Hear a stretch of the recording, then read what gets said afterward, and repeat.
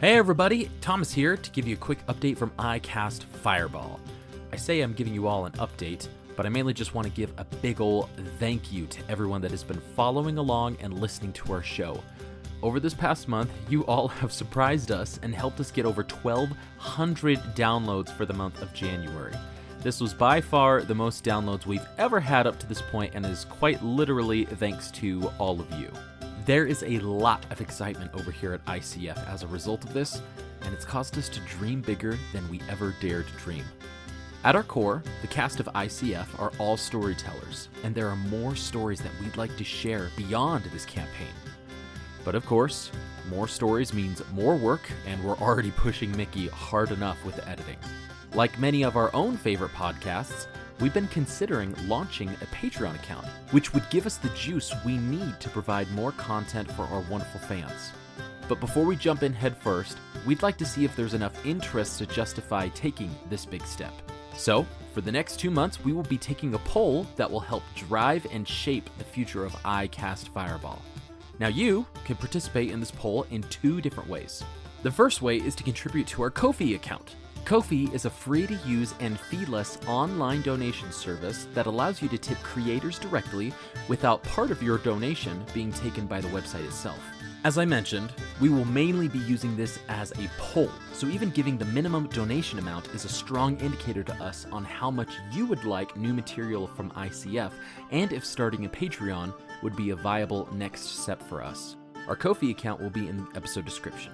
The second way you can contribute is by reaching out to us at our email, icastfireball2020@gmail.com, or tagging us on social media using the hashtag #ICastFireball. We would love to hear any suggestions you have or preferences of what stories you would like to see told. Again, this poll will take place over the next 2 months, so let us know what you think during that time to help us shape the future of iCast Fireball. As always, thank you for lending us your ear, and on with the show! Hello everybody, and welcome to this week's episode of iCast Fireball, an actual play 5e D&D adventure where we play through the campaign Tyranny of Dragons.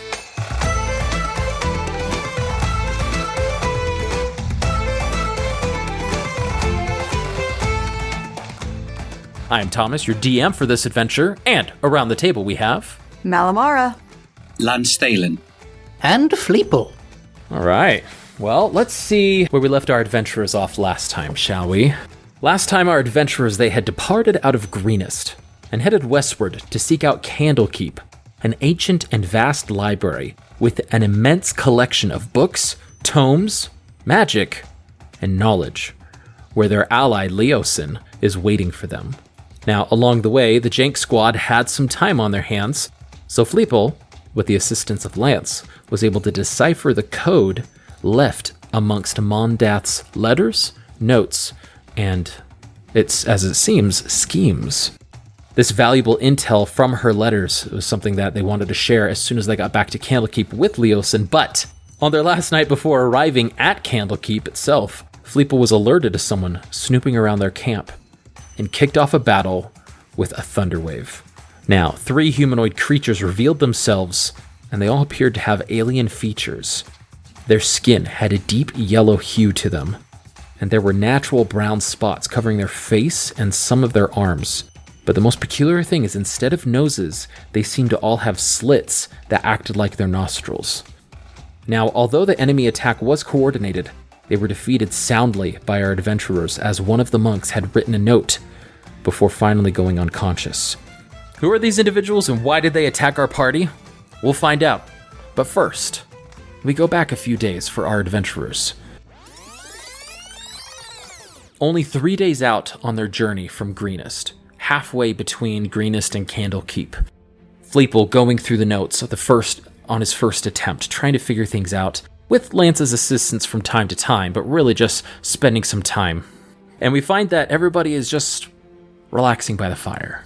Fleeple, after some time and some frustration, you put away the notes, hoping to pick it up either later that night before you go to bed or the next day, but all of you find yourselves relatively relaxed amongst this fireplace. Mal, you being on a passive watch, and everybody eating their meal and the rations that they still have from Greenest. The moon only a half crescent at the time being, and not quite obscured, but partially obscured by the clouds. You find yourself with some free time on your hands. Now, is there anything that anyone would like to do during this time or during this night? Lance would like to check out the dragon eggs that are in our pack. And I would like to just try and throughout our journey make sure that they stay alive. Because I don't want us getting to Candlekeep and saying, look at this evidence, and it's a bunch of dead eggs, and even if they are, like, dragon eggs, they might be like, well, it's long dead, so, we have nothing to worry about, or, like, they weren't really taking care of them, or, some way to poke holes through the seriousness of what we're going through. Absolutely. Well, and if I recall correctly, you had a chest created for these eggs, and there were 3 of them that you've carefully put in and wrapped straw around and maybe even some blankets to cause a buffer so that as you jostle on the road, they're not bumping into each other. They're thoroughly protected. And Lance, as you open this chest and you slowly start to unwrap one of the eggs, before you even inspect it, as you do, there's this smell that seems to waft up into your nose, and it's unpleasant. It's not quite sulfurous, and it's the same smell you had when you went into the nursery initially. And every time you check on these eggs, it's that same exact smell. And that's just checking passively, just checking with Fleeple. You understand that that's part of this type of a dragon. These being black dragon eggs, that these will either become black half dragons or black full dragons. And so that's just the nature of this type of chromatic dragon. You're just wanting to inspect to see how far along they are, or just to make sure that they're okay, right? Yeah, just taking care of them throughout the journey, trying to at least. Sure. Yeah, go ahead and roll me a nature check here. I will say, because of this kind of concern, especially over their well-being, Lance has felt this almost unnatural feeling of being able to notice things in nature a little bit more on this trail. So that's kind of what keyed his eye onto this, is that he has a little bit more understanding for it. Absolutely. And as you start to inspect these eggs, you can go and roll for your nature check here, but as you inspect these eggs, you just feel drawn to inspecting things in nature, especially these eggs, and you hear a whispering. Just these voices, again, these voices are passive in your head, but as you're focusing in on a specific task. What was your nature roll? It was a 10. I didn't roll very high. 10. Okay. Similar to Ned, we'll have you roll twice throughout this journey to just check in on them. And this being your first time, we'll say, you hear this whispering in the back of your mind, and it's a fairly recent development, but one that you know that is not uncommon. And you hear Mondath's voice coming from the back of your mind to the front of your mind. And a lot of times she has this mantra, but not this time. This time she seems to be gaining some semblance of where she's at, what's going on in your mind, and she looks down at these eggs and goes, "These eggs, the bane of my existence." And she's not speaking to you. She's just speaking aloud, but you hearing her? "These eggs, bane of my existence, I have chained to them. They were chained to me. It's a shame that they look as good as they do. It's a shame that they survived this long. If I could smash them, if I could grab them. It's a shame that they have such..." And as she keeps muttering, she describes how she wishes she could do with them if she were in control, if she had the ability to take her destiny into her own hands. But you gather from your inspection and her taking a look at things as well, just sort of being this passenger from what she's saying, that these eggs are looking healthy, that they're looking good. You can't necessarily tell how long it's going to be before they hatch, but they don't seem to be dying or decaying. As Lance is kind of examining the eggs and he hears this, even though he doesn't feel like he's being spoken to directly, like you said, he's just a passenger or that she's almost just like a passenger on this thing. He's just going to almost say out loud to himself, basically like, "Well, you're not here, and you can't take care of them, and unless you can help me, shut up." That's it. He'll just kind of pack up the eggs and close up the chest for the day. And I'll check on them daily throughout the journey. Sure, absolutely. We'll get to that. Since Malamara is on a passive watch while, we're finishing up dinner and such, she's been sitting and sharpening her new hand axes and kind of just taking care of them. And the muttering kind of brings her to an awareness again of the people around her. And she's sitting with her back to the fire as she usually does. She watches Lance for a few minutes, watching him inspect the eggs, muttering, closing it up, putting it away. She kind of watching Zaza in his demon imp form, scurrying around, running up trees, scurrying down. He scurries past Fleeple as Fleeple's taking care of the fire, and Malamara, just curious, clears her throat. So, Fleeple. Yes. You are not originally from Greenest, right? Oh, no, certainly not. I am not myself from Greenest, no. So where were you before that? What brought you to Greenest? Well, near the southern tip of the Southwood on the borders of the High Moor. It's a very swampy region. There's a lot of sort of caves at that particular area, and that's where my clan resides.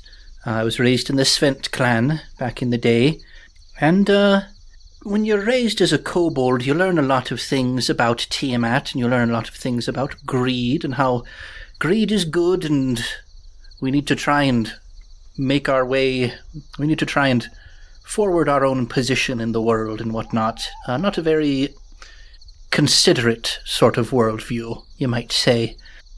I was mostly only able to survive because I found some sort of attunement with the earth early on in my youth, and the other kobolds in the clan thought that it was useful to have me around. I wasn't strong, I couldn't capture food and bring it home, but I could read the swamps and I could read the caves a bit better than everybody else, and so they made me their kind of shaman, I guess you could say, sort of spiritual leader of sorts. Eventually, as I was taking on this role, word reached our clan of some increased dragon activity in the Forest of Worms further down the border of the moor. They'd been more aggressive and bold lately, and there were reports that they'd decimated entire other clans of kobolds in other parts of the region. And so the elders of the clan were kind of freaked out by all that, and they said, well, maybe we should go and we should give them a gift, try and make peace and parley with these dragons so that we don't get, eaten and burned alive and all that horrible stuff. And at this point, Zaza, he goes, yeah, that would freak me out quite a bit too. I can definitely get where your clan was coming from. As he's just perched on your shoulder, Fleeple. It was a very bad time for everybody involved, but it became an even worse time for me when they said I should be the one to go talk to the dragons, because, I'm sort of the shaman individual there. And they were like, okay, you go, you give them a gift, and we'll pledge the service of our clan to these dragons so that we won't be destroyed. And I went out, because it was my duty, and I was scared the entire way. And as I got close to the forest, I found a body washed up on a little hill in the marshes there, sticking up out of the muck. And he had this just dazzling armor made entirely of platinum, but it was stained, it was corroded with what appeared to be poison, blisters on the skin of the face. I can only imagine the victim of some very powerful green dragons. And being an opportunist as I was growing up in a kobold clan, I decided to rifle through his belongings, see what I could find, and there were a couple of things that were particularly interesting. Hanging about his neck was this, and I reach into my fleece and I pull out that platinum shield, that little pendant, with the cameo of Bahamut on it. And also along with this, I found several scrolls and books, also with this symbol of Bahamut. They told me all about the tenets of those who worship the Platinum Dragon, and those who use the godly powers of Bahamut to work good and justice across the land, which was such a stark contrast to what I'd learned growing up, and started to realize the ruthlessness of these chromatic dragons who they just destroy wantonly whatever they please. The rest of the world doesn't like them. The rest of the world thinks that they're evil. We're the only ones who seem to be trying to back these people up. And when I read these stories, I hid myself away. I studied these writings for weeks on end, and I just wanted to do better. And I felt like maybe I could pay some sort of penance for the evil works of my clan and the people that I come from. And so I eventually decided that I could never go back, and that I would go forth and serve Bahamut and try and, end the tyranny of dragons wherever I can. Thomas, real quick, am I hearing this conversation? Sorry, or am I just, this is happening while I'm doing the dragon egg thing? No, this is, even if it were, you definitely privy to this conversation. You can join in. Yeah, I was not being quiet by any means. So, your clan has no idea what happened to you. You completely changed your religion and just went off? Well, they probably believe I'm dead. That's just how it is when you're a kobold. I find that to be quite sad. Yes, I no longer bear the name of the Svent clan. I am Thrikomanaki. And, Lance, do you still understand Draconic at the moment? I do. So, Svent is Draconic for arrow. Kobold clans are often named violent things. Thrikomanaki literally translates to without a name. And it's a name that's often taken by mostly Dragonborn who separate themselves from their clan for some kind of loftier goal. So, yeah. Wow. I'm glad that we found you. I find that that's quite sad to hear that you don't have your clan. I didn't realize that. I guess I should have realized that if you were in Greenest, being the only kobold, that your clan wasn't around, but... Yes, I wouldn't want to associate myself with Bevan too much as, my clan. I mean, he's an okay guy.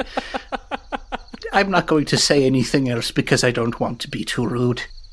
As Lance is listening to this conversation, he just kind of, as he's probably putting away the dragon, or, just closing up the lid and packing it up, he's just going to kind of turn with the group and just be like, so you're clanless, and now just wandering... Not wandering, that sounds negative. Oh, it's accurate. Well, you're searching for a way to make things right, to fight against the evil influences of the chromatic dragons. Is that correct? If I can potentially help other kobolds from growing up the way that I did, that would make me very happy. I think that's a good goal. In my experience, I've seen plenty of evil, but I've also seen those who claim to stand for lots of good and decency doing some pretty terrible things in the name of bringing that to pass. Crusades kill as much as tyrants. So, I don't know. I noticed back at the cultist camp you got down on the kobolds there and a little bit on yourself, and I don't know, I like that thought that you just said. People can change. People can learn from mistakes. I think you're on a good journey. Just don't get too holy on me. Well, the first time you saw me get holy on somebody, they ended up going up in flames, so... Very true. Very true. Very true. That's true. Immolation. What about you, Lance? What brought you to Greenest? Oh, I was just traveling through... I lived up north for a while and never really been down south, and I thought it was a good place to go to explore new opportunities and to get away from the old life. So you just happened to be passing through Greenest when all of that went down? Are you accusing me of something? No, what awful luck. I found that can be definitely on my gravestone one day. Awful luck. Yep. As all of you start to laugh at this moment, just kind of chuckle, Zaza going, yeah, he's pretty unlucky. Go ahead and roll me a perception check, Lance. Perception? Yeah. 14. It's very clear that as Mal is laughing at the rotten luck that you have, and you joining in, and Fleeple probably chuckling to himself, or it's just a good time to let off a little steam. The harmony of all of your laughs or giggles mixing in together, even though Zaza's is quite low and quite alien a little bit to it, you hear another voice just laughing on top of it all. And like the smoke that rises from the fire and eventually wisps out and disappears into the air, as you try to focus on it, the laughter, although very familiar, very missed, wisps away eventually as well. Lance will just kind of, with hearing that, Lance is just kind of like, as everyone's kind of laughing and chuckling and the moment's subsiding, he's just awkwardly, like, continuing to laugh. Like,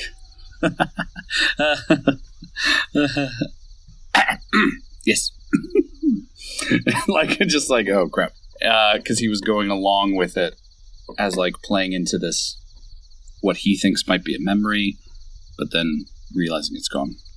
With Zaza joining in with the laughter and kind of using that as maybe a way of connecting with humans since he doesn't exist. One of the emotions that Malamara can feel kind of coming off of Zaza is this wonderment, maybe not greed, but quite close to that. She kind of senses that Zaza is focused in on that scarf around Lance's neck, since it is so brightly colored and so interesting that a devil or a demon might feel covetous of it or envious of it and interested in it. And so feeling that wave of emotion kind of swim over her, Malamara turns her attention to that. She'll turn more fully toward Lance. Lance, can I ask about your scarf? Because I feel like that's, no offense, but I feel like that maybe doesn't go with your wardrobe. And I noticed that at the cultist camp that it was over your robes, and when Kava reached out to try and touch it, you shrink back from it. Oh no, it's just it's just a silly old thing. It's found it and it was so odd and perplexing. So I decided to. I don't know why I have it. Can I roll an insight check? You may. And Jacob, you may choose to roll a deception or persuasion check. You don't have to tell us which one it is. I'm not going to give myself guidance because I don't want to tip my hand here. I got a 17. Tough luck. My 3. My 3 is hard to compete with. All right. So, Lance, like, what would Fleeple see with your 3 of like persuasion or deception? What would he see behind the mask a little bit? Yeah. Oh, Fleeple would tell that Lance is totally avoiding answering this question. He's totally just trying to, like, as he's doing it, he's like crossing his arms and trying to like move his collar around a little bit with his coat just to like cover up that a little bit more, and just like, oh yeah, like. It's like if you, as a kid, you like snuck out or you ever did something that, you know, you weren't supposed to, and your mom's just like, so, like, what happened today? And you're like, oh, you know, just I was bored. I was just hanging around the house, you know. And it's obvious that that's not what it was. That's what Fleeple is seeing. Fleeple is seeing just outright avoidance of the topic and not very good avoidance of it. Yeah, in addition to that, Fleeple, you would notice that Lance, almost without realizing it as like a habit, a couple times just within a few seconds, actually, or 15 seconds, he like pushes a scarf close to his neck. Like he's not only pats it, but then like tightens it a little bit, pats it again and tightens it again, just sort of like a nervous habit as he's looking around. So in addition to what Jacob said, that's what you also would notice. As I notice how uncomfortable Lance is getting, I myself get incredibly uncomfortable, and I stand up and I go, I'm going to go make a tribute to the latrine god really quick. I'll be back shortly. And I walk out of the campsite. Well, as Lance is just kind of like, so yeah, I don't know why I picked it up. Spine of the North, huh? Yeah. That's originally where I'm from. Do you You hail the spine of the north. You only hear tales of that. You don't see many people come out of that area. Did you live in... How did you, if you don't mind me asking, how did you live up there? You're honestly, after living the past 3 or 4 years down here, I'm not really sure. My tribe was pretty nomadic, and we lived off of the beasts that we hunted, and we had tarp tents that somehow kept the warmth in, and honestly, I don't know why people do it. I think that they're just stubborn and they hold on to traditions. Well, yeah. I mean, that's why anybody lives the way they do and doesn't want to see another way. Stubbornness, pride, and tradition of it all. What made you break away? Well, my clan does not exist anymore. And so I truthfully came south because I didn't know what else to do. Sorry. You're not good at this. I'm sorry to hear that. It's okay. It happened a long time ago. Well, I know you mentioned you had a brother, and I assume that he was part of that. So, yeah, my clan was taken out by a orc raid, and my brother and I were. Sometime I'll tell you this story, but to make a long story short, we weren't in camp when it happened, and so he went off on his own, and I had to make my own way. Not many people like to travel with half orcs. Were your parents? I don't want to pry. I shouldn't pry. I'm sorry.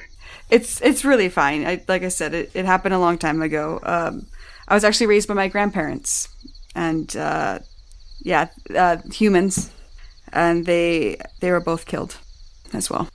I'm pain of losing family. I would assume because of Lance's previous terribleness at deception that probably Malamara sees like he's really struggling. Like you can almost tell he's fighting about what to say, and in the sense of like kind of like a shut up, but I want to talk, and it's kind of like it's a hard loss, and it's one I can relate to, and and I know things can get buried to avoid it, and I'm sorry. I'm sorry for your loss. Thanks. Thank you. I'm sorry for yours as well. I don't know how long ago it was, but if it was recent, it becomes easier if with time, and I think if you find someone to confide in. So I don't want to pry. I don't want you to feel awkward. But if at some point you want to talk.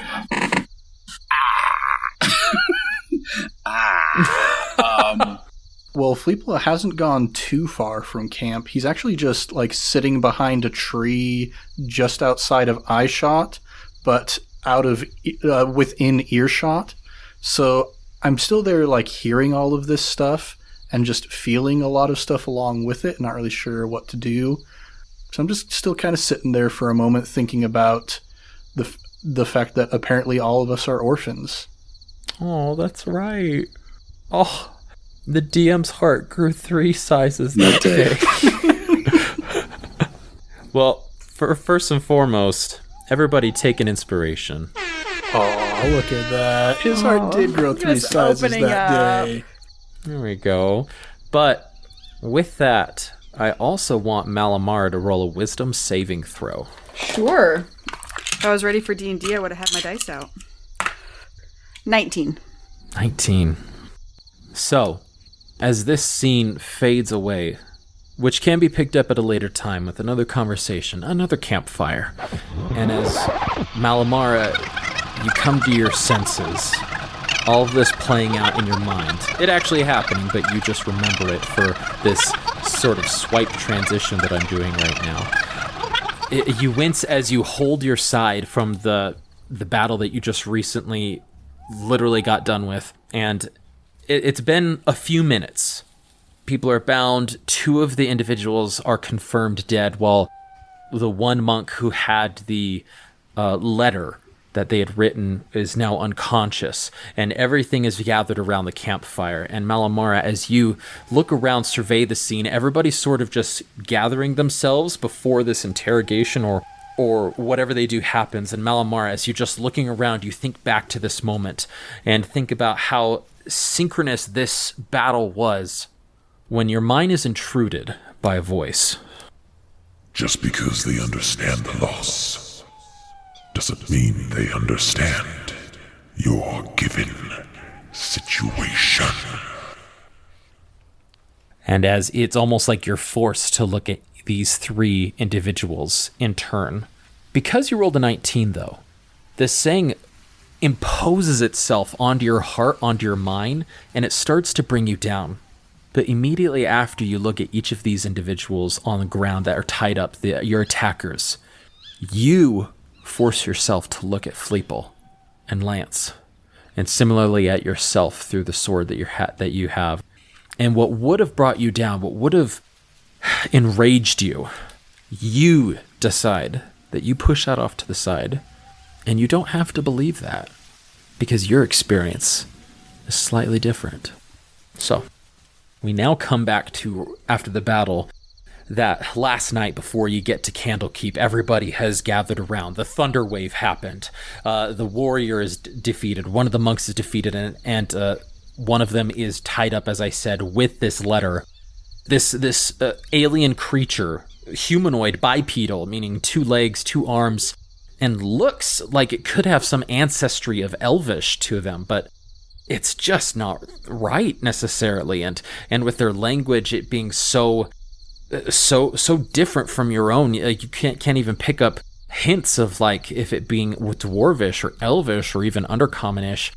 You now have this unconscious body before you. What would each of you like to do? We had talked possibly about an interrogation here, but is that still the plan moving forward? I'm talking to my mirthful face spirit, who I still have for up to an hour. And I'm like, all right, as soon as this bozo here wakes up, you're just going to go teleport around him until he fails that saving throw, and he's going to think we're cool, okay?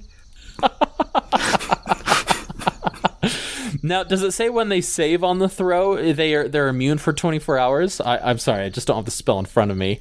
Unless the save succeeds, the target is charmed by you and the Fae for 1 minute, or until the target takes any damage.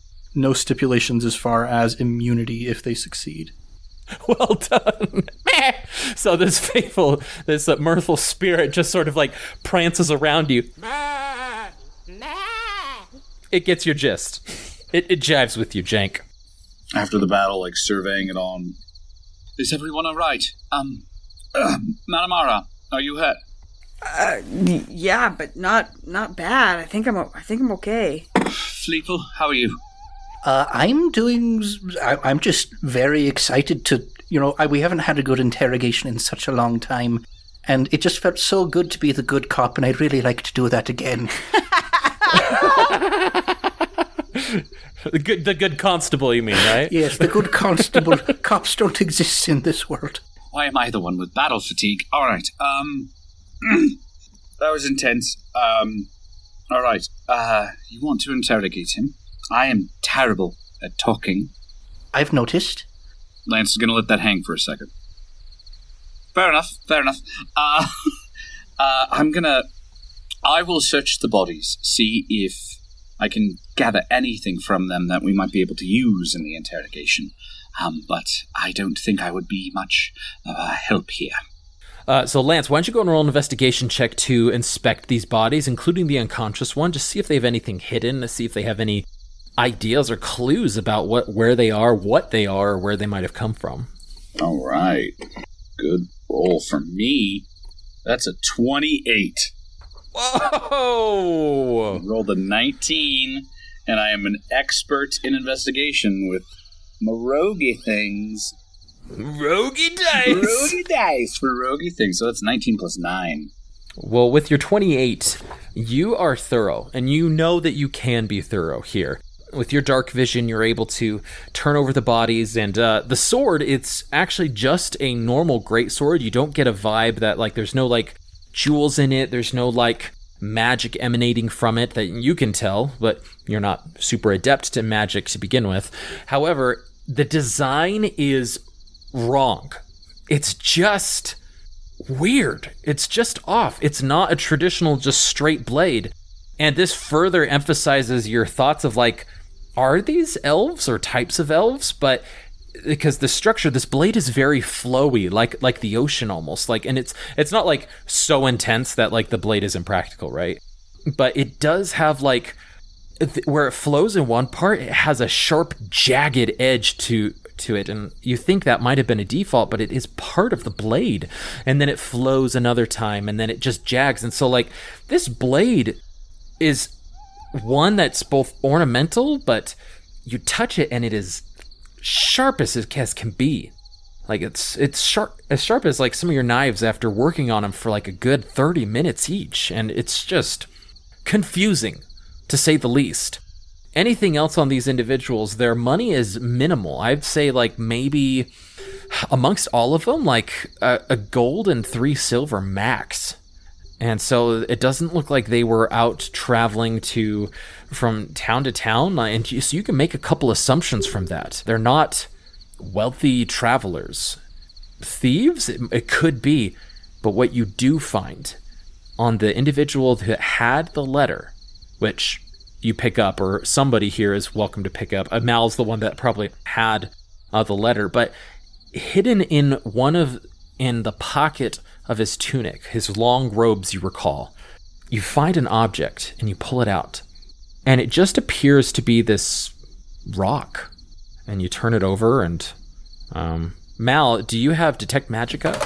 I was going to say I'll use my Eldritch Sight to cast Detect Magic. So as Lance pulls up this rock, immediately that rock is emanating just this slow pulse of, like, from that rock, and you can feel that with your magic going, Malamara. So Malamara, you can feel this thrumming. It's just like this steady beat. It's not, like, intense that's, like, pressing on your mind. It's just like, oh, that's a certain type of magic for sure. He had a rock in his pocket? I'm not sure. Maybe he's a collector? It was well hidden, though. Like, it wasn't in a pocket. It was like in a pocket within a pocket that had a secret pocket type of situation. That sounds really unnecessary. So it was in, like, a secret fold of his jacket that you found. But it was well hidden that you were able to find with a amazing 28. I mean, I've seen pet rocks before, but this feels way unnecessary. While he's looting the body, and while Fleeple is either casting Healing Word or just waiting for this other guy to wake up, Malamara will do a quick sweep around with her Eldritch Sight to make sure that there's nobody else, that these were the only 3 in this party, or that there's nobody else out and around trying to sneak up on us. So go and roll a perception check then, Malamara. Sure. Also, as I'm searching this individual, because this isn't the one who we tied up, this is a different one, right? No, this is the one that you tied up that had the letter. Gotcha. Fleeple's standing right there, and I'm going to say to him, like, did you notice in the attack that they seem to be focusing a lot on Malamara? I did notice that, in fact, and I've got some questions. There's certainly, and I lean in a little bit closer to him and lower my voice, it seems that there is certainly some sort of external, otherworldly influence about Mal. I don't know what kind of force it might be, but it has concerned me. Are you talking about when the tentacles come out of the ground and suck people down into the Netherland? That's a part of it. That is certainly one indication that has kind of stuck in my brain that maybe something weird is going on. I would say that did catch my eye as well. And on the whole, I'm not one to pry, but... Oh, no, of course not. I can't help feeling that the reason that Malamara was targeted was due to her connection with whatever is causing these tentacles and bouts of rage and all that stuff. You think her source of magic, these attackers are connected to? I don't know if they are allied necessarily, or if there is some antagonistic force out there in the greater cosmology that is really unhappy with whoever Mal is leeching power off of. That sounds bad. Whoever Mal has this contract with, somebody's trying to kill Mal, and they might kill us too if we're too close. How do you know she has a I'm so confused. I'm not, maybe you know more. I'm not a magic user, so I don't know how these things work. I just assumed she just was some, like, spine of the north thing she's got going on. Like, freaky magic up in the north, you know? They kill babies and burn villages like hers was.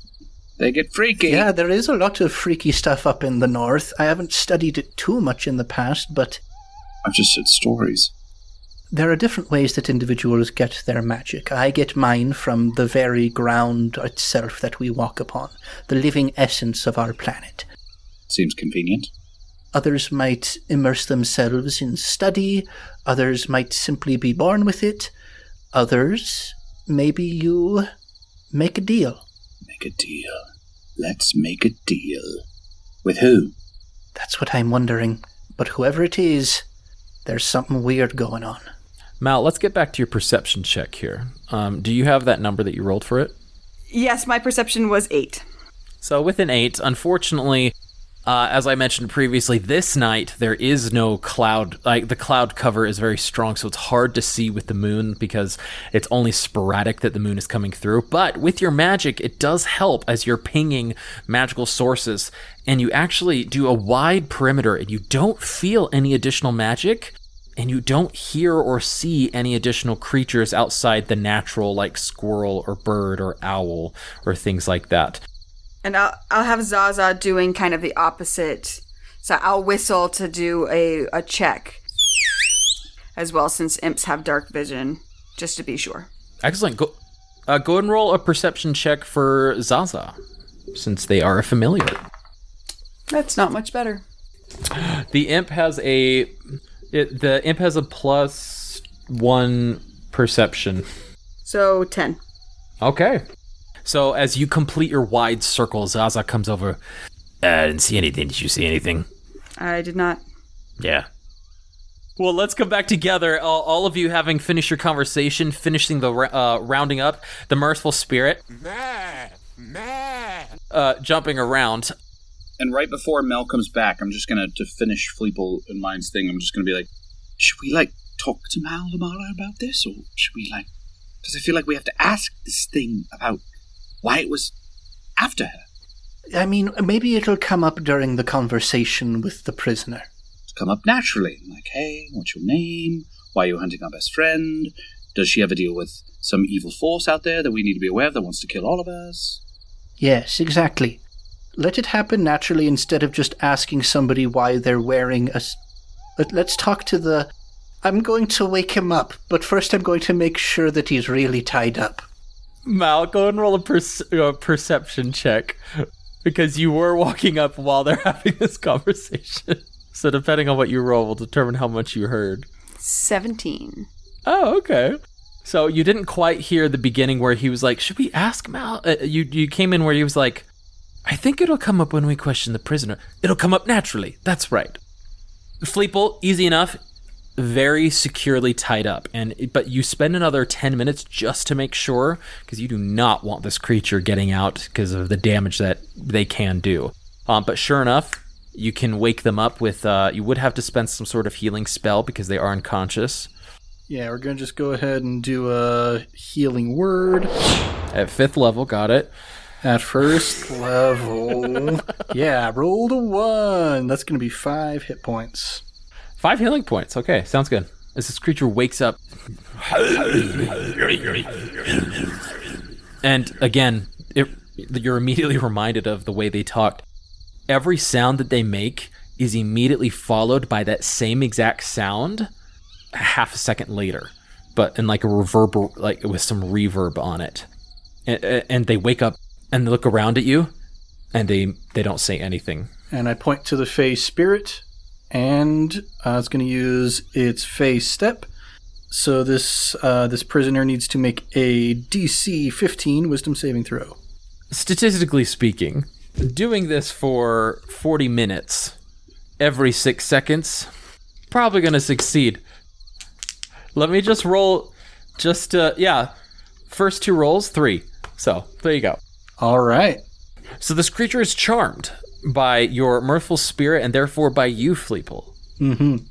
And I lean down to the prisoner and I say, Would you like some salami? Would you like some cheese? Oh, goodness. This one doesn't understand our language, it seems. He had a letter, a piece of paper. Can I open that paper up? Because we've never actually looked at it. What languages can we, any of us, recognize the language on the paper? What languages does everybody speak? Common, Elvish, Orcish, Halfling, and Draconic. Common, Draconic, Sylvan, Druidic, and Primordial. Wow, and Mal. Common. Ooh, yeah. Oh, wow. Zaza also knows Infernal. Okay. All of you take a good moment because you have a little bit of time. Even though this creature was charmed, they're going to be charmed eventually anyway. Again, this mirthful spirit has not stopped pouncing and jumping around, okay? And so each of you take a moment. Zaza takes a look at it, you take a look at it, and you feel like you can pick up hints of this language. Lance, you pick up with it with Elvish a little bit. And Fleeple, you pick up a little bit with Sylvan. Not quite. But none of you can read this language. Or even putting your minds together, it's actually impossible for you to read this language. If only we were going to an incredibly well-stocked library full of incredibly intelligent people. It's coming up naturally. Let me try and talking to it, because I can tell there's some kind of elf thing going on with this. Let me see if I'm going to try and speak to him in elf. In Elvish. I'm just going to use my regular voice for it then. Can you understand me? Before they respond, as you're saying, they sort of like cock their head a little bit and like look at you, and they're like, they're looking at what you said and like trying to mouth the words that you said. And it doesn't seem that they necessarily recognize it, but there was something maybe there. I don't know. Do we want to? How far away? I'm talking to the group. How far away from Candlekeep are we? Simple enough. You'll get there within a half day's journey. Nice. So what if we bring this fella with us to Candlekeep? I think it's a great idea. I'm not sure. I mean, we can try. We can't force the thing to walk. Well, we've got horses. Oh, that's right, we do. Sorry, I totally spaced that we had horses. So did I, until just barely. Oh my gosh, the horses! Where are the horses? So, you want to take the thing that was actively trying to kill us to a library? You say that like it's a bad thing. That feels like a very bad thing. Alamara, this is a library, but you got to remember, this is like the library of libraries. So, like, you've got some pretty high-end people protecting it. It's not just like you can waltz into this place and say, hey, you got any young adult fantasy novels? It's not like that kind of place. This is high-end stuff here I'm talking about. So it's going to have a lot of protection. And you're hoping that somebody there will speak this thing's language? That's the hope? That is the hope, in fact. Or even if they don't, it's another way that they will be very willing to work with us and talk to us because we're bringing them something that is weird and odd, and probably not many people have seen this kind of thing before. Some scholar cloistered up in that library is going to be just absolutely bonkers to see this alien that we're bringing. So we can be the cool kids at the library. You're the kids that are always on the computers? Oh man, how'd you get Oregon Trail 3? I don't know. I like Fleeple's idea because it just gets us another in at the library. This thing was, I kind of look at Fleeple, naturally speaking, was looking like it was coming after you. That's how it works, right, Fleeple? That's how it works? Sure. Fleeple just gets a brain aneurysm. Nailed it. Yes. Which also is kind of another reason I don't super want him around. But don't you want to know why he's after you? Honestly, that letter, more than good enough for me. The letter might just be like, hey, pick up some eggs on your way home. We don't know what it says. Having a person to talk to, or at least... Wait, do you think this thing is trying to pick up eggs on its way home? And I look towards the trunk with the dragon eggs in it. No, Fleeple, I don't... Fleeple, that was just an example. I'm sorry. I agree with Fleeple's idea. I can definitely understand your apprehension, Malamara, because of it being after you. And I look at Fleeple like, look what we did, naturally. Got it in the conversation. So I can understand your apprehension. But I think if something... and this wasn't just a loner, this was a coordinated attack, I would feel like, because we travel with you, we would need to know what the heck is coming after us. If you both want to keep him and want to watch over him, more power to you. I feel like I will support you. I still feel like it's a bad idea to keep somebody who's actively trying to kill us with us. Well, we can just keep knocking him out.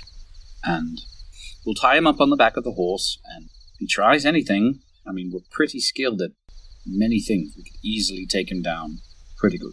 Yeah, and as you look over at this prisoner, you can see while you're engaged in this conversation, they're trying to wriggle. And No, stop that. But they can't get out of the bonds that Fleeple had tied up. Fleeple had spent a sufficient amount of time to really make sure that they are hog-tied. And so they're uncomfortable, but they're not getting out. So as long as you're okay with them being uncomfortable, you're pretty safe to assume that they will not be able to escape. I support you guys. I know you're nervous, but know that us wanting to keep this thing is us trying to support you to avoid more of these things coming, and we've got to know what the crap this is all about. All right. Don't worry. If it gets loose, then I will throw myself in the path and it can kill me instead. Oh, Fleeple. Fleeple, we need to talk about the crusade thing again. That's not the direction I was... Okay. All right. Let's flow him. We'll throw him on a horse, and Fleeple, you ride with me. Okay. For the sake of speeding this up a little bit, the night goes on without issue. This was the pretty big event, and so although you do take sufficient watch, Ned, you had something? I just want to make a stupid joke really quick. Now that we are done with our little miniature crusade here under the Stardust, I look at my face spirit. He definitely needs a name. He's standing here next to me, such a star battler for the Platinum Dragon. So I'm going to name him Star Platinum, which is something that I don't think any of my friends are going to understand, but somebody out in podcast world is really going to love it. I promise. I will admit, I don't understand, but maybe one day I will. All right, I say farewell to Star Platinum, and he goes back off to whatever Fey realm he came from. Wonderful. All right. The night goes without issue, with each of you taking watch and really focusing and paying attention on this prisoner. The prisoner actually, after the first couple of hours, just is taking deep breaths and actually doesn't seem to be presently... They enter, like Lance, like you do, sort of a meditative state. You can rouse them, you can shake them, and you do a couple times on your watch, and they look at you, but then they go back to their just deep breaths and breathing. So still present, but maybe trying to tune out their current situation. But you all wake up the next morning, and after dousing the fire and getting ready, you head off to the Library of Candlekeep. And after a half day's journey with the arrangements as such, as were previously discussed, you approach this library from the east. Now, there have been some small hills for each of you to cross as you are slow hills up and down, up and down, up and down, and finally you reach a large enough hill to where you overlook Candlekeep itself. Roughly 2 miles ahead of you to the west, you see your destination, and for those of you that have spent any time in a larger city, you would and do recognize the tall, imposing stone walls surrounding the entire structure. And even from this distance, you can see the entrance has a large opening, which probably has a portcullis that descends at night or in any sort of emergency, but it is a large opening. Something you might not have expected, however, are the sheer amount of towers that are jutting into the air inside the keep itself. Traditional castles and strongholds usually have some uniformity to their structure, but all of the towers appear to be built at random with different colors, sizes, shapes, widths, circumferences.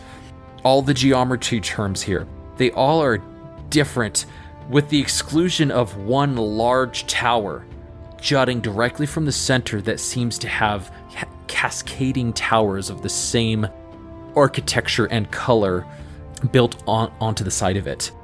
It looks chaotic, but at least you are reaching your final destination. And going 2 miles later, you get to the front door.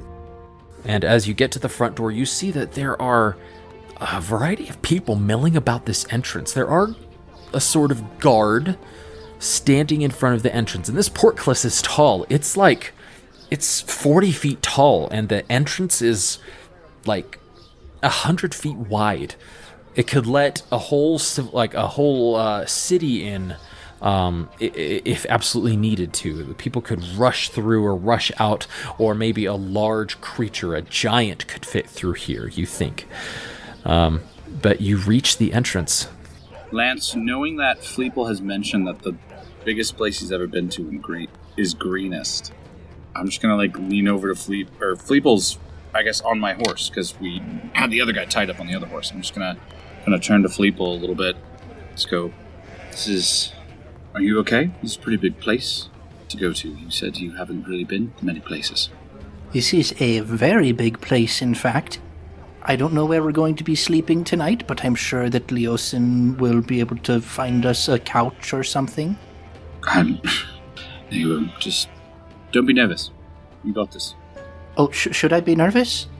And almost as if Leosin was pulled from the air, you hear a familiar voice. Ah, Fleeple! Fleeple!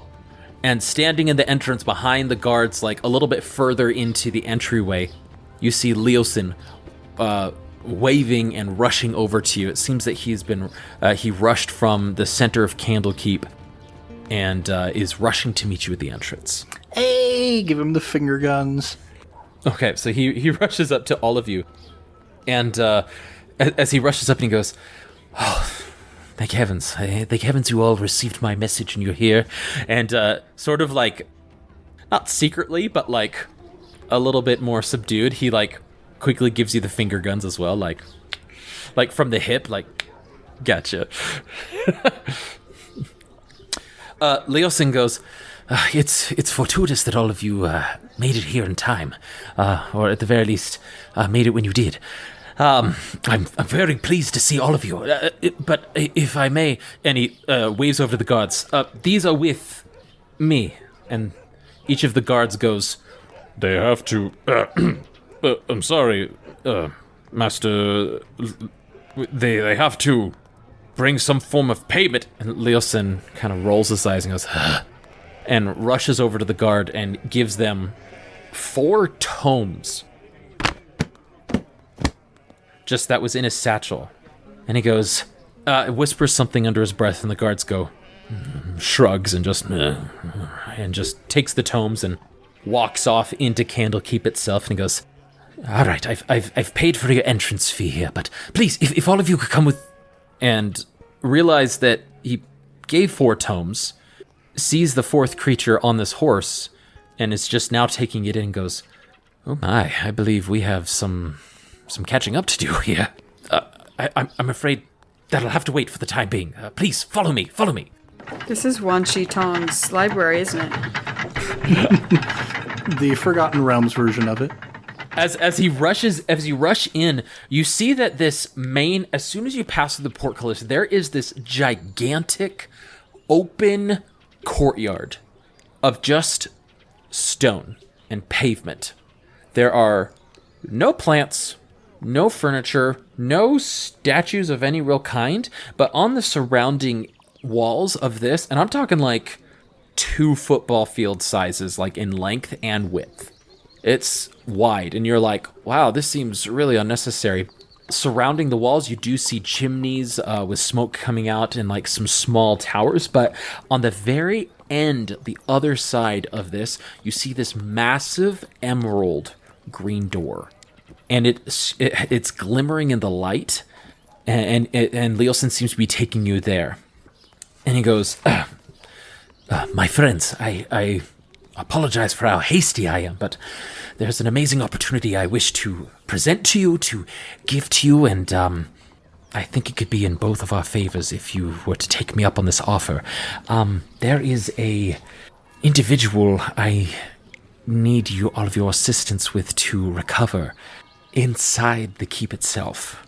And I can promise you that there is with you arriving when you did, substantial reward if you were to take me up on this offer. Someone inside. Can't you get inside?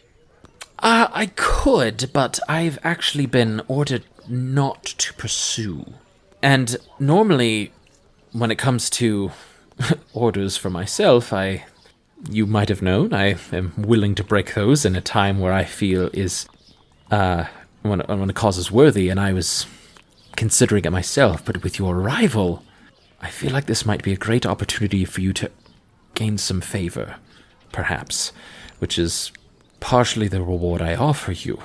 This person, believe it or not, is stuck inside of a book. And that's where we're going to end tonight's session.